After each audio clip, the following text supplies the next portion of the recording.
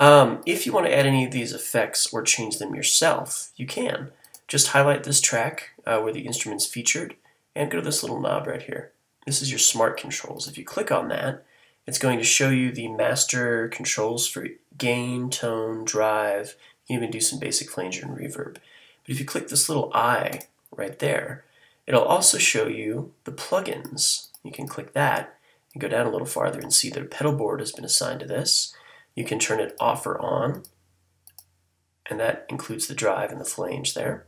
You can also click right here in this section and pull up what effects are being used. So this is a pedal board that they've created.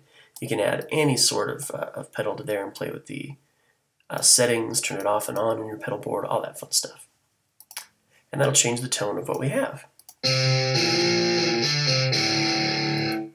Cool. You can also add your own effect, or if you click this little arrow here, you can change one of these to an effect.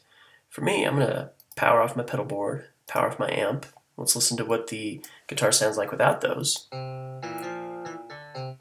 Just a regular electric guitar.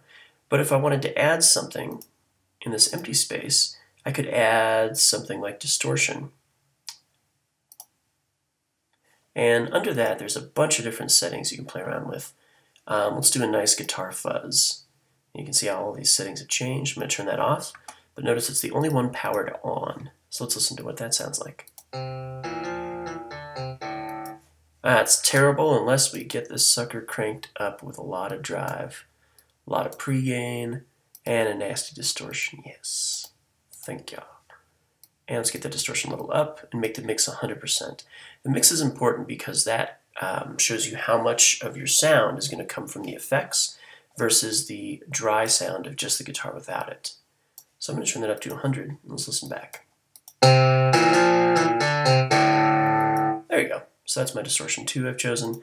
And again, if I turn the mix all the way down to dry and play it back, you don't hear any of the effect until I crank it up. There we go. So you can mix between no effect and maximum effect.